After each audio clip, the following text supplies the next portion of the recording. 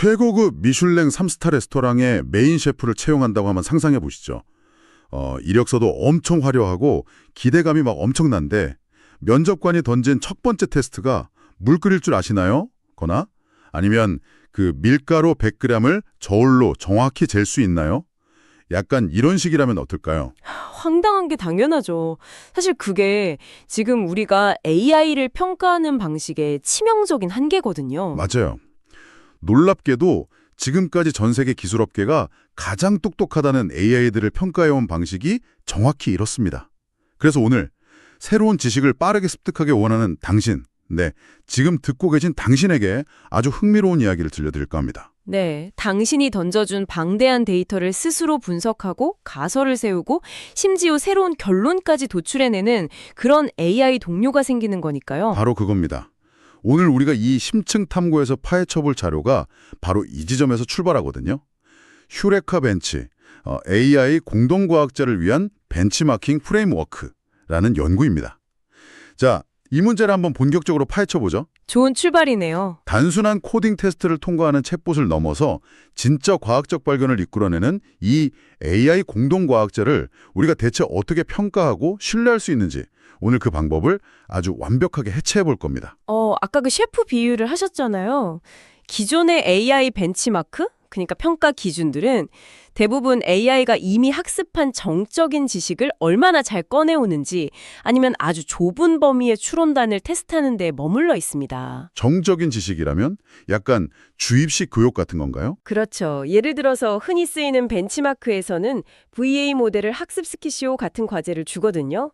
여기서 VA라는 건 쉽게 말해 데이터를 압축했다가 다시 복원하면서 새로운 데이터를 생성하는 아주 기초적인 AI 모델 중 하나입니다. 미술로 치면 빨간색과 파란색 물감을 섞어보시오 같은 정말 단순하고 지시적인 기법 테스트에 불과한 거네요. 정확합니다. 물감 섞는 법을 안다고 피카소가 되는 건 아니잖아요. 실제 과학적 발견이라는 것은 끝이 열려있는, 즉 정해진 답이 없는 거대한 탐색 과정이어야 하니까요. 이런 방식으로는 AI가 정말 새로운 지식을 창출할 수 있는지 전혀 알 수 없습니다. 그러니까요. 시험 자체가 너무 쉽다는 문제도 있지만 평가를 진행하는 방식 자체에도 꽤나 충격적인 결함이 있다고 들었거든요.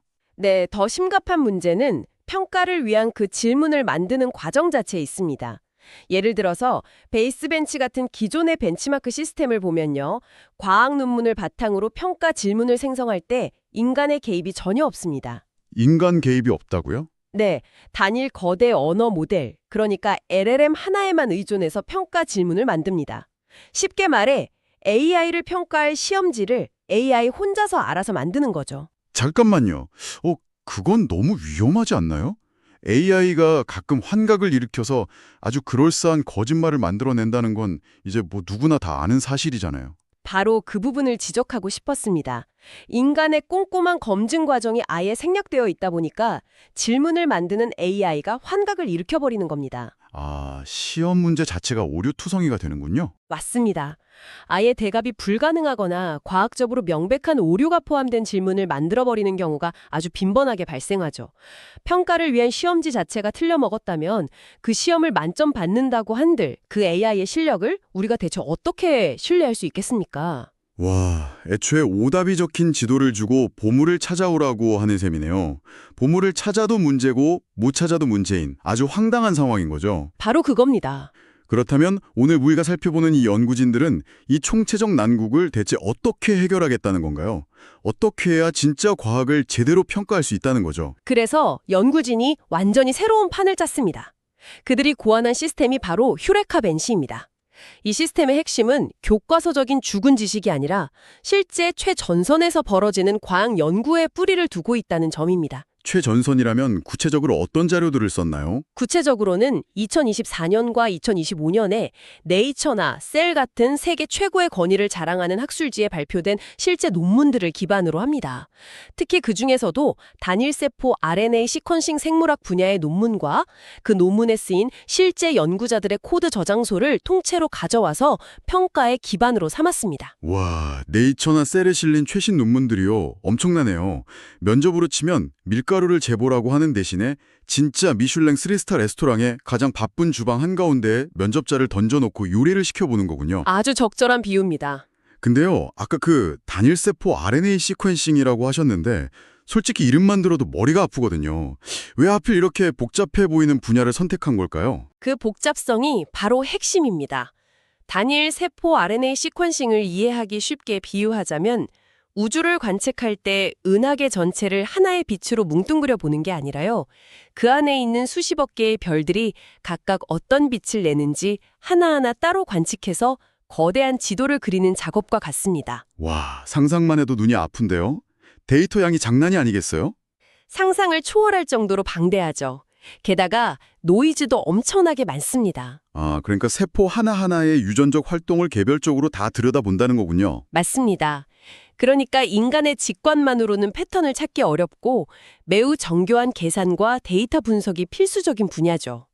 이 생물학적 데이터를 처리하기 위해 무수히 많은 소프트웨어 도구들이 필요합니다. 정말 고난도 작업이네요. 네, AI가 진정한 공동과학자로 인정받으려면 이토록 무자비하게 복잡하고 끝이 보이지 않는 현실의 데이터를 던져주었을 때 의미 있는 결론을 도출할 수 있어야 한다는 겁니다. 확실히 이해가 되네요. 이거 완전 궁극의 스트레스 테스트군요.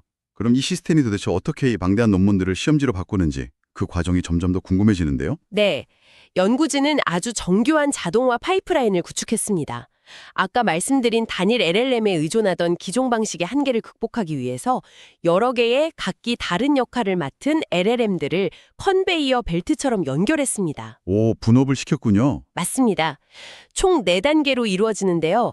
첫 번째로 통찰 추출기인 인사이트 익스트랙터가 수십 페이지짜리 논문에서 저자들이 발견한 핵심적인 과학적 통찰을 뽑아냅니다. 아, 예를 들면 이 약을 썼더니 특정 암세포 주변에서 대식세포가 늘어났다 같은 결론을 찾아내는 거군요. 완벽한 예시입니다.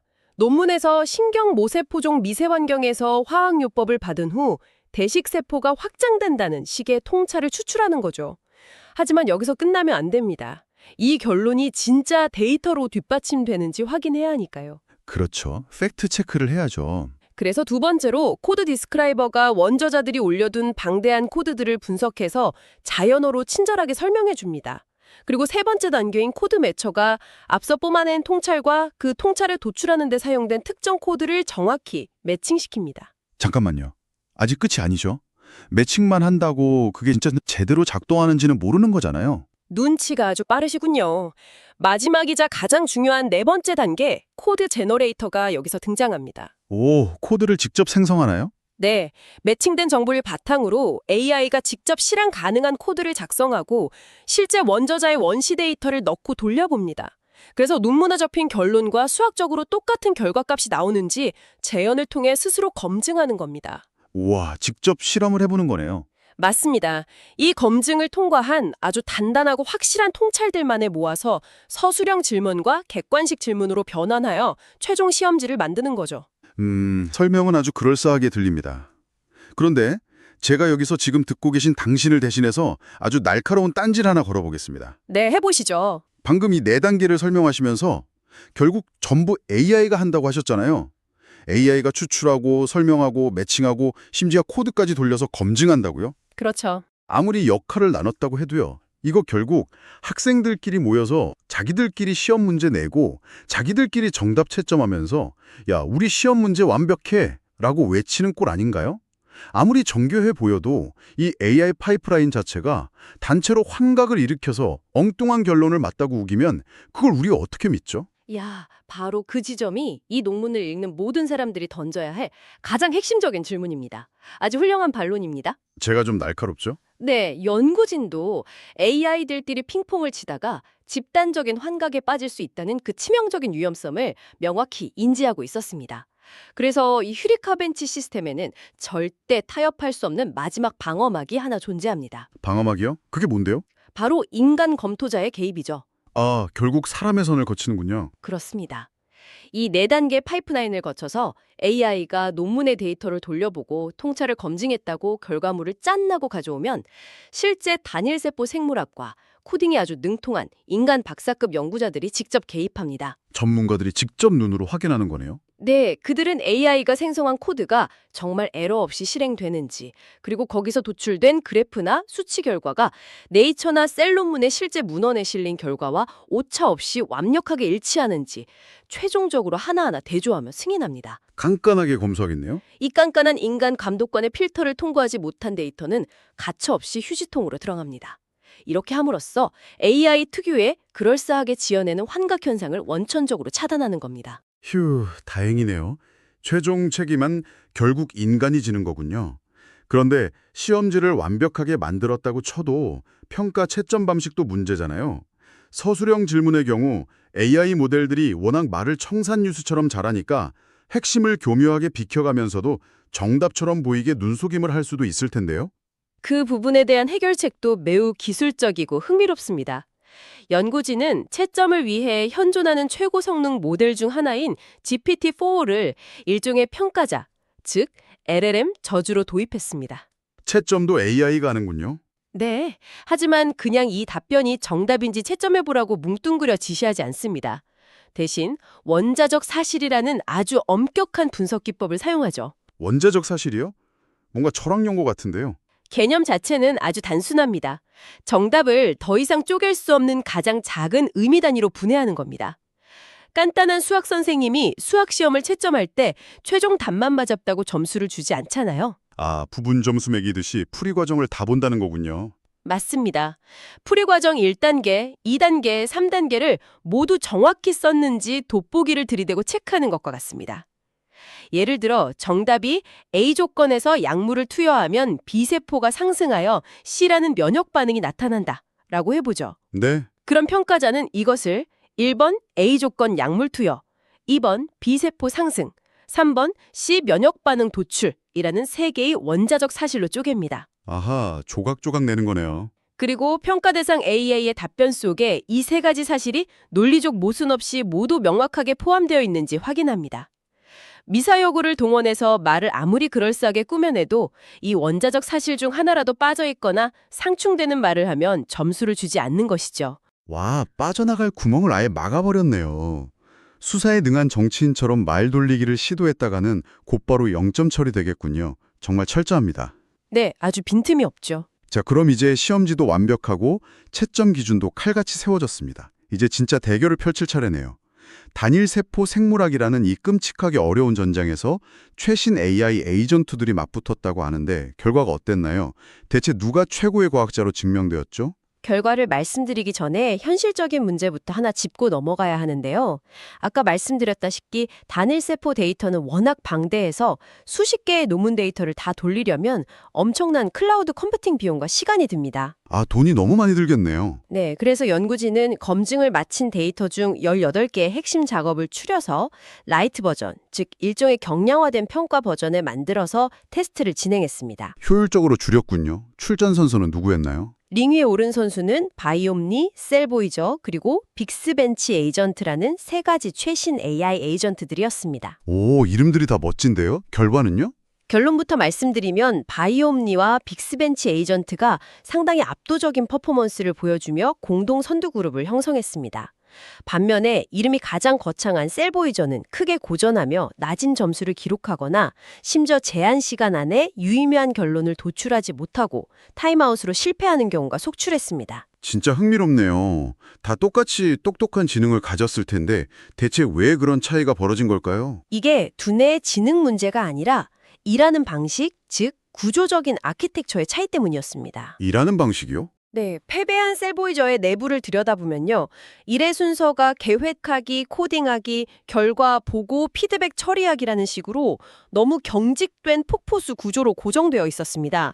아시다시피 실제 과학 연구는 절대 일직선으로 흘러가지 않잖아요. 그렇죠. 하다 보면 막히는 경우도 많고요. 코드를 짰는데 에러가 나거나 데이터가 이상하면 곧바로 계획 단계로 돌아가서 가설을 수정하고 아예 다른 분석 도구를 가져와야 하죠. 그런데 이 에이전트는 한 번에 수용할 수 있는 피드백의 종류나 횟수가 너무 제한적이라 중간에 예상치 못한 에러 벽에 부딪히면 그걸 유연하게 우회하지 못하고 계속 같은 자리에서 맴돌다가 멈춰버린 겁니다. 아하, 무슨 상황인지 딱 알겠어요. 이거 완전 도구 상자의 차이와 작업 유연성의 문제군요. 자동차를 고치는 정비사에 한번 비유해 볼까요? 좋습니다. 셀보이저는 매뉴얼 책자랑 스패너 딱 하나만 들고 1번 나사 풀고 2번 나사 푼다는 그 순서대로만 작업하려는 아주 융통성 없는 초보 정비사인 거네요. 나사가 마모돼서 안 풀리면 다른 도구를 찾아야 하는데 거기서 그냥 굳어버리는 거죠. 반면에 승리한 바이옴니는 어떤가요? 그 정비사 비율을 그대로 이어가자면요. 바이옴니는 150개가 넘는 온갖 첨단 전문 생물학 도구들과 방대한 데이터베이스가 쫙 깔려있는 최신식 대형 차고 그 자체를 제공받은 베테랑 정비사입니다. 와, 장비가 빵빵하네요. 네, 코드를 짜다가 에러가 나거나 특정 분석 결과가 부족하면 스스로 알아서 이 도구 말고 저쪽 선반에 있는 다른 분석 알고리즘을 가져와서 다시 돌려봐야겠다고 판단하는 겁니다. 상황에 맞게 도구를 능동적으로 교체하며 유연하게 대처한 거죠. 그 역동성이 승패를 가른 결정적 요인이었습니다. 결국 지식의 양이 아니라 문제 해결의 유연성이 진짜 지능이네요. 그런데 여기서 또 제 호기심이 발동합니다. 이렇게 일을 잘하는 바이옴니 같은 1등 AI의 머릿속은 도대체 어떻게 생겨먹은 걸까요? 그냥 똑똑한 칩 하나가 통째로 들어있는 건 아닐 테고요. 그 1등 AI의 아키텍처를 해부해보면 우리가 앞으로 AI 시스템을 어떻게 설계해야 할지에 대한 엄청난 통찰을 얻을 수 있습니다. AI 에이전트를 구성하는 핵심 두뇌 모듈은 크게 세 가지로 나눌 수 있거든요. 계획자, 비평가, 그리고 검색자입니다. 오, 세 가지네요. 네, 연구진은 마치 실험실 쥐의 유전자를 조작하듯이 이 각각의 모듈을 껐다 켰다 하거나 다른 모델로 교체하면서 성능에 어떤 극적인 변화가 일어나는지 심층적으로 분석했습니다. 본격적인 뇌해부 시간이네요. 각 모듈이 구체적으로 어떤 역할을 하는지 하나씩 뜯어볼까요? 먼저 계획자 모듈은 정확히 뭘 하는 녀석입니까? 계획자는 말 그대로 줄어진 데이터와 복잡한 질문을 딱 받아들였을 때 이 문제를 풀려면 A라는 분석을 먼저 하고 그 결과를 바탕으로 B 도구를 써서 검증해보자고 초기 연구 로드맵을 짜는 핵심 지휘관입니다. 작전 참모 같은 거네요. 맞습니다. 연구 결과에 따르면 이 지휘관 역할은 여전히 클로드4 소넷 같은 폐쇄형 거대 상용 모델이 압도적으로 잘 수행했습니다. 다른 모델들보다 큰 격차로 우위를 점했죠. 역시 그 거대한 빅테크의 모델들이 지휘는 잘하는군요. 그런데 영원히 그들만의 리그일까요? 꼭 그렇지만은 않습니다. 아주 흥미로운 반전이 있었는데요. Q1이나 GPT-OSS 같이 무료로 공개된 오픈소스 모델들도 파라미터 규모를 대폭 키우고 최근 화제가 되고 있는 인간처럼 생각하는 추론 과정을 도입했더니 결과가 달라졌습니다. 오, 생각하는 추론이요? 모습을 보여주었습니다. 오픈소스 생태계의 추격 속도가 엄청나다는 걸 다시 한번 확인한 셈이죠. 와, 오픈소스 진영도 정말 만만치 않군요. 자, 그럼 지휘관이 훌륭하게 계획을 세웠고 두 번째 모듈인 비평가는 뭔가요? 이름부터가 뭔가 아주 까칠할 것 같은데요? 이 논문 전체를 통틀어 가장 흥미롭고 결정적인 발견이 바로 이 비평가 부분에서 나옵니다. 오, 기대되는데요? 비평가의 역할은 앞서 세운 계획이나 중간 결과물에 대해 끊임없이 의심하고 딴지를 걸고 오류를 잡아내어 수정 방향을 제시하는 내면의 목소리입니다. 연구진은 이 비평가 모듈을 대체 어느 타임에 개입시킬지 실험해 보았습니다. 우선 분석이 모두 끝난 가장 마지막 단계의 비평가를 배치해 보았습니다. 이른바 사후 비평 방식이죠. 결과 다 내놓고 마지막에 검수하는 거군요. 어땠나요? 효과가 엄청났습니다. 처음에는 엉성하고 품질이 낮았던 응답들이 마지막 검토 과정을 거치면서 무려 22%나 개선되는 결과를 보였습니다. 오류를 잡아내고 궤도를 수정하면서 정답률이 확연히 뛰어오른 거죠. 와, 22% 상승이면 진짜 엄청난 차이네요. 마지막 검수를 빡세게 하는 건 확실히 효과가 있네요. 그런데 진짜 반전은 여기서부터입니다. 연구진은 반대로 이 비평가 모듈을 계획을 세우는 아주 초기 단계, 즉 아이디어를 막 짜내기 시작하는 시점에 배치해 보았습니다. 이른바 계획 비평이죠. 시작하자마자요? 네, 초기 로드맵을 그리자마자 바로 비평가가 개입해서 피드백을 주도록 한 겁니다. 결과가 어땠을 것 같습니까? 시작부터 꼼꼼하게 방향을 잡아주니까 오히려 더 완벽한 결과가 나오지 않았을까요? 놀랍게도 정반대였습니다. 완전히 재앙에 가까웠죠. 재앙이요? 왜요? 시작부터 비평가가 막 딴지를 걸기 시작하자 AI가 원래 자연스럽게 이어가야 할 추론의 궤적이 완전히 꼬여버린 겁니다. 지나친 조기 간섭 때문에 원래대로라면 중간 이상이나 높은 점수를 충분히 받았을 훌륭한 잠재력의 답변들까지 모조리 망쳐버렸습니다. 그리고 하위권 점수로 곤두박질 치는 충격적인 결과가 나타났죠. 세상에. 여기서 정말 재밌는 포인트가 나오네요. 당신도 지금 이 부분을 들으면서 무릎을 탁 치고 계실 텐데요.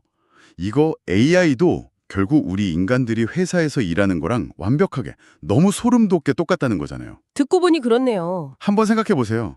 회의실에서 팀원들이 모여서 화이트보드에 그림 그려가며 막 자유롭게 아이디어를 브레인스토밍 하려고 하는데 상사가 역해떡 팔짱 끼고 서서 첫 아이디어 나오자마자 그건 예산이 안 맞아서 안 되고 저건 타부서랑 겹쳐서 안 돼 하면서 처음부터 사사건건 간섭하고 태클을 거는 상황인 거잖아요. 그렇죠. 그럼 분위기 싸해지죠. 맞아요. 분위기 다 망치고 결국 아이디어 다 날아가잖아요.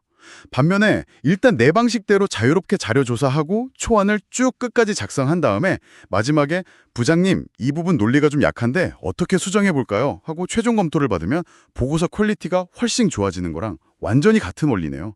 기계한테도 마이크로 매니징은 독이라는 게 증명된 거잖아요. 야, 그 생생한 비유가 논문의 핵심을 완벽하게 짚어냈습니다. 이것을 더 큰 그림과 연결해 본다면 우리에게 아주 귀중한 교훈을 줍니다. 미래에 우리가 강력하고 자율적인 AI 시스템을 설계할 때 그저 덩치 큰 모델만 가져다 쓴다고 만사형통이 아니라는 뜻입니다. 인강 조직 관리랑 똑같네요. 에서는 그들이 다양한 경로를 탐색할 수 있도록 충분한 자율성을 보장해 주어야 한다는 거죠.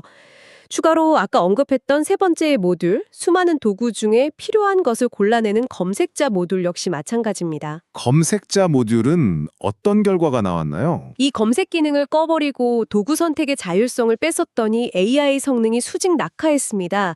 스스로 적절한 도구를 판단하고 선택하는 자율적 판단 능력이 이 공동과학자에게 얼마나 필수적인 요소인지 명백하게 증명된 셈이죠. 정말 시간 가는 줄 모르고 빠져든 심층 탐구였습니다.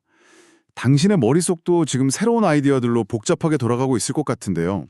자, 오늘 우리가 파헤쳐본 이야기를 한번 깔끔하게 정리해볼까요? 네, 아주 좋죠. 우리는 지금 단순하게 코딩 몇 줄짜 주고 긴 문서를 세 줄로 요약해주는 챗봇의 시대를 지나고 있습니다.